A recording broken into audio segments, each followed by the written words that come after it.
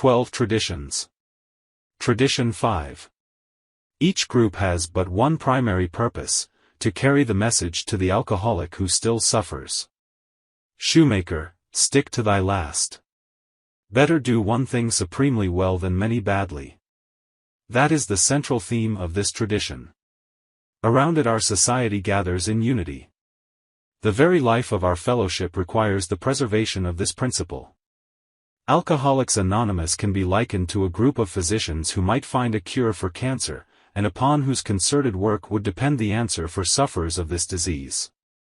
True, each physician in such a group might have his own specialty.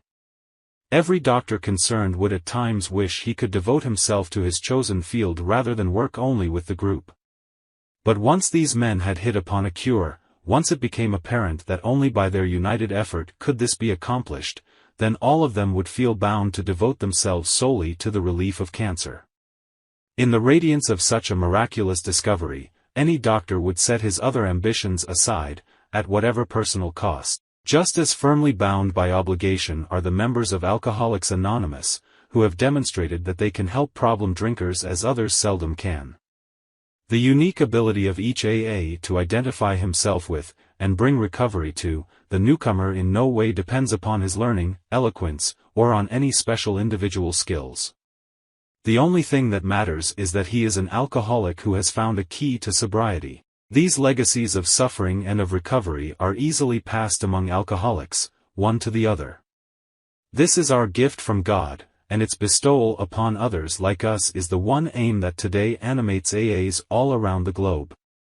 There is another reason for this singleness of purpose. It is the great paradox of AA that we know we can seldom keep the precious gift of sobriety unless we give it away.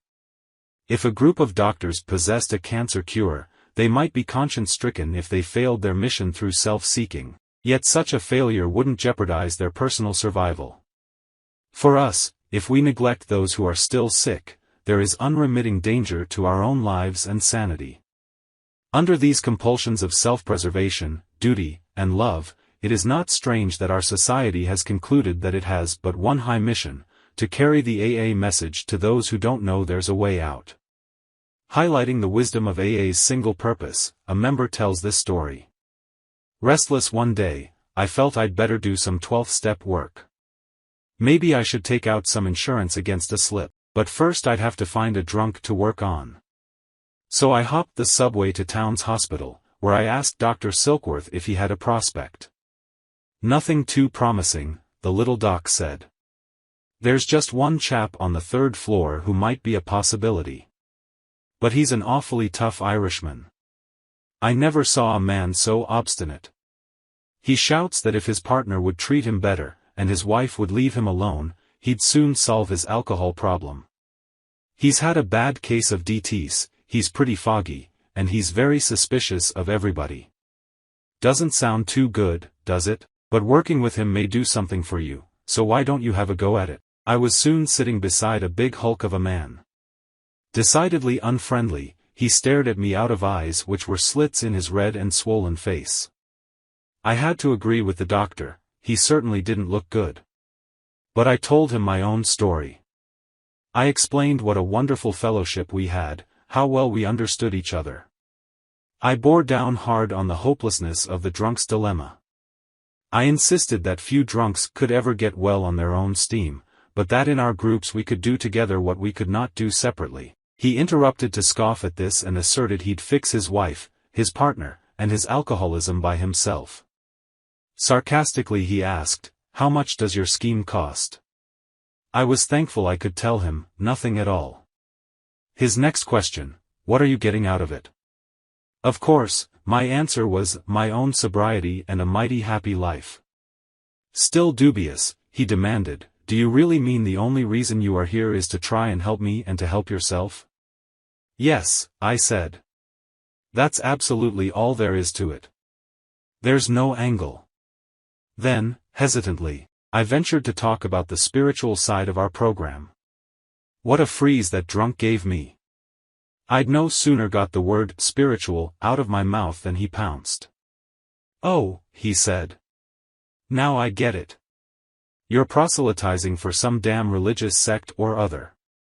Where do you get that no-angle stuff? I belong to a great church that means everything to me. You've got a nerve to come in here talking religion. Thank heaven I came up with the right answer for that one. It was based foursquare on the single purpose of AA. You have faith, I said. Perhaps far deeper faith than mine. No doubt you're better taught in religious matters than I. So I can't tell you anything about religion. I don't even want to try. I'll bet, too, that you could give me a letter-perfect definition of humility. But from what you've told me about yourself and your problems and how you propose to lick them, I think I know what's wrong. Okay, he said. Give me the business. Well, said I think you're just a conceited Irishman who thinks he can run the whole show. This really rocked him. But as he calmed down, he began to listen while I tried to show him that humility was the main key to sobriety. Finally, he saw that I wasn't attempting to change his religious views, that I wanted him to find the grace in his own religion that would aid his recovery. From there on we got along fine. Now, concludes the old-timer, suppose I'd been obliged to talk to this man on religious grounds? Suppose my answer had to be that AA needed a lot of money, that AA went in for education, hospitals, and rehabilitation? Suppose I'd suggested that I'd take a hand in his domestic and business affairs? Where would we have wound up? No place, of course.